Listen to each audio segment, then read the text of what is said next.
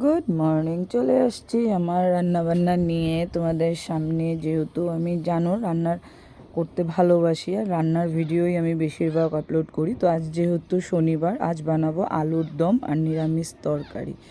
তো আলুর দমগুলোকে একটু সিদ্ধ করে নিয়েছি লবণ দিয়ে। সিদ্ধ করার পরে একটু তেলে হালকা হালকা ভেজে নিয়েছি হলুদ লবণ দিয়ে। আর এখানে দিয়ে দিয়েছি আদা আদা তারপরে একটু কাজু, জিরা, মরিচের গুঁড়ো সব দিয়ে তো মটরশুঁটিগুলোকে অল্প ফ্রাই করে নিয়েছি। মশলাগুলোকে ভালো কষিয়ে নিচ্ছি।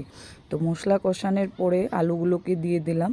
আলু দেওয়ার পরে একটু দইও দিয়ে দিয়েছি। দই দিয়ে পুরা ভালো মতন কষানোর পর আর আমি এটাকে দুধ দিয়ে বয়েল করেছি, কোনো জল মিক্সড করিনি। এই যে করার পরে তারপরে ছেলেকে দিয়েছি। ছেলে আমাকে রিভিউ দিল, মা ফাটাফাটি হয়েছে। তো তোমাদের কেমন লাগলো জানাবে আমাকে।